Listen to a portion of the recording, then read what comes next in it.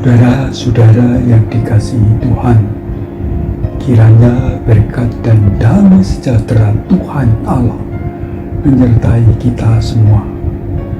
Ya Tuhan, berkatilah kami dalam mengenal dan memahami firman-Mu hari ini, supaya kami dikuatkan dalam iman percaya kami atas keselamatan yang indah bagi hidup kami, dan kami boleh diingatkan akan kenaikan Yesus Kristus ke surga untuk menyediakan tempat bagi kami.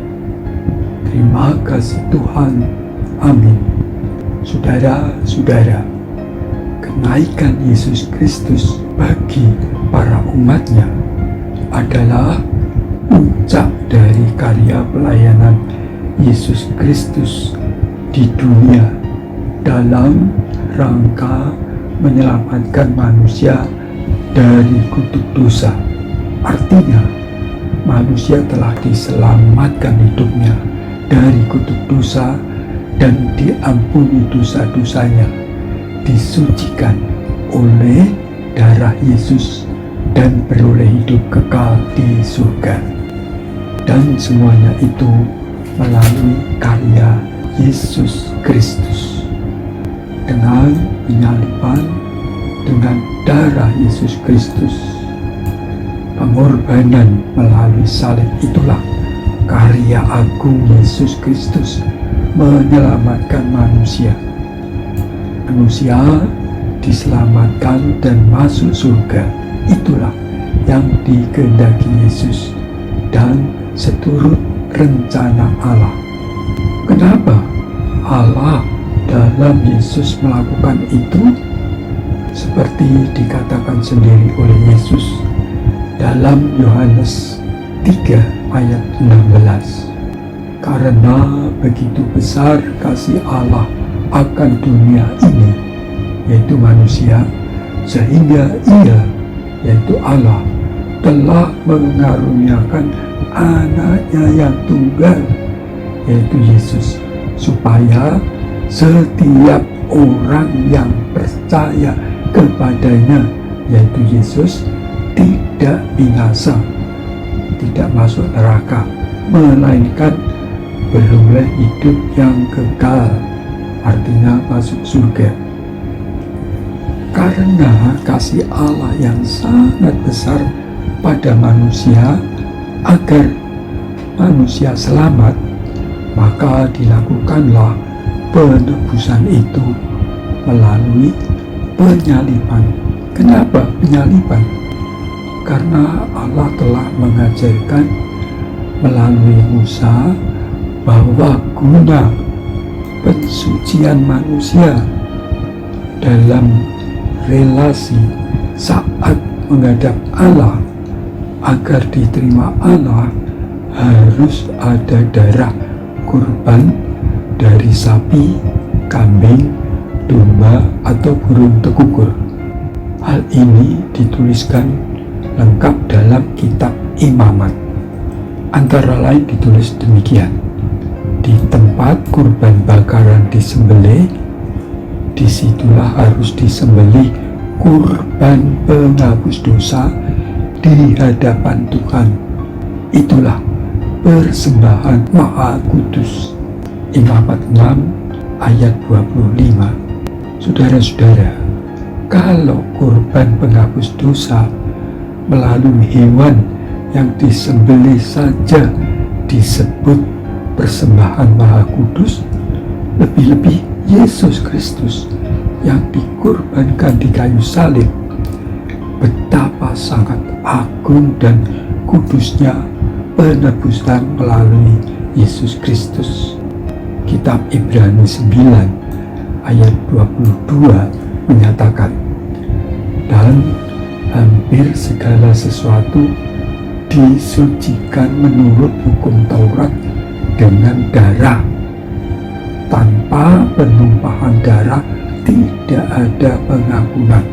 Oleh darah Yesuslah manusia disucikan agar beroleh pengampunan dosa. Ibrani 9 ayat 28 jelas mengatakan karya penebusan Yesus melalui salib.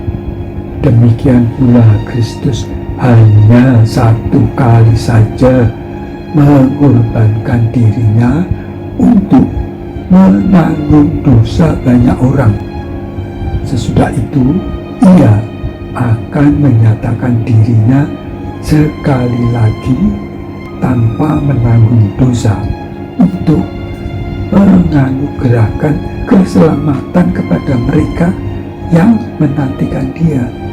Saudara-saudara yang diberkati Tuhan, peringatan kenaikan Yesus Kristus ke surga seperti dikisahkan oleh Lukas dalam kitab Kisah Rasul 1 ayat 8-11 dikatakan, tetapi kamu akan menerima kuasa kalau Roh Kudus turun ke atas kamu, dan kamu akan menjadi saksiku di Yerusalem dan di seluruh Yudea dan Samaria dan sampai ke ujung bumi.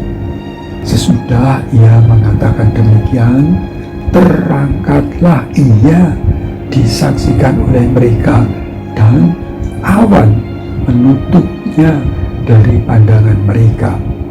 Ketika mereka sedang menatap ke langit, waktu ia naik itu, tiba-tiba berdirilah dua orang yang berpakaian putih dekat mereka dan berkata kepada mereka, "Hei orang-orang Galilea, mengapakah kamu berdiri melihat ke langit? Yesus ini yang terangkat ke surga meninggalkan kamu akan datang kembali dengan cara yang sama seperti kamu melihat dia naik ke surga." Saudara-saudara yang dikasihi Tuhan, dari ayat ini dinyatakan akan adanya Roh Kudus yang turun kepada pengikut-pengikut Yesus, sehingga dimampukan menjalani kehidupan dalam kasih Yesus Kristus serta menjadi saksinya, di mana peringatan hari turunnya Roh Kudus itu disebut hari Pentakosta, artinya 50 hari setelah Yesus bangkit dari kubur. Nah, dengan cara yang sama, yaitu saat naik ke surga, Yesus juga akan datang kembali menjemput, menyelamatkan para umatnya untuk dibawa ke surga. Sebab Yesus sendiri yang berkata ada tempat di surga dan disediakan oleh Yesus, dan Yesus akan datang menjemput untuk bersama-sama ke surga. Jelas dikatakan oleh Yesus dalam Yohanes 14 ayat 2 dan 3. Yesus berkata, "Di rumah Bapa-Ku banyak tempat tinggal," artinya di surga. "Jika tidak demikian, tentu Aku mengatakannya kepadamu, sebab Aku pergi ke situ," yaitu surga, "untuk menyediakan tempat bagimu, dan apabila Aku telah pergi ke situ dan telah menyediakan tempat bagimu, Aku akan datang kembali dan membawa kamu ke tempatku," yaitu surga, "supaya di tempat di mana Aku berada, kamu pun berada." Indah sekali, saudara-saudara yang dikasihi Tuhan. Betapa sangat luar biasa besar kasih Yesus Kristus pada umatnya. Kita bisa mencatat, satu, ditebus dari kuasa dosa dan diampuni semua dosa salahnya melalui salib, melalui penyalipannya. Yang kedua, diberi penolong, yaitu Roh Kudus selama hidup di dunia. Ketiga, disediakan tempat yang indah di surga. Dan keempat, akan dijemput sendiri oleh Yesus Kristus bersama malaikat-malaikatnya pada akhir zaman nanti, untuk kemudian bersama Yesus masuk surga nan indah, no damai sukacita. Yesus berkata, sebab Anak Manusia akan datang dalam kemuliaan Bapanya, diiringi malaikat-malaikatnya. Pada waktu itu Ia akan membalas setiap orang menurut perbuatannya. Matius 6 ayat 27. Ya, siapapun yang percaya kepadanya akan diangkat, akan dibalas dengan kasih, pengampunan, hidup kekal. Tetapi orang yang tidak percaya kepadanya dan mengikuti perbuatannya sendiri, maka akan dihakimi dan tentu saja tidak akan masuk ke rumah Bapa di surga. Ya, kenaikan Yesus Kristus ke surga adalah nyata, bukti, dan jaminan hidup kekal di surga. Puji nama Tuhan. Amin. Bapa kami yang di surga, perkenankanlah kami datang berdoa untuk saudara-saudara kami yang saat ini mencari pekerjaan. Berikanlah yang sesuai dengan harapan mereka, sehingga boleh menyiapkan masa depannya. Dalam nama Tuhan Yesus, kami berdoa untuk anak-anak Tuhan yang sudah siap untuk membangun rumah tangga, namun belum bertemu pasangan hidupnya. Kami mohon Bapa, berkatilah, pertemukanlah dengan calon pendamping hidup yang sepadan, yang akan menjadi penolong, sehingga boleh membangun rumah tangga yang penuh sukacita dan syukur di dalam Tuhan. Berkatilah. Kami juga berdoa untuk anak-anak Tuhan yang sudah membangun rumah tangga namun belum mempunyai keturunan. Kami mohon Bapa, berkatilah agar mereka mempunyai keturunan yang sangat dirindukannya. Berkatilah Bapa, dalam kuasa Tuhan Yesus. Kami berdoa untuk saudara-saudara kami yang sakit Bapa, baik yang di rumah maupun di rumah sakit. Mari Tuhan lawat, Tuhan sembuhkan dalam nama Tuhan Yesus. Kami berdoa Bapa, saudara-saudara kami yang susah, yang prihatin menjalani kehidupan ini oleh karena berbagai pergumulan dan persoalan.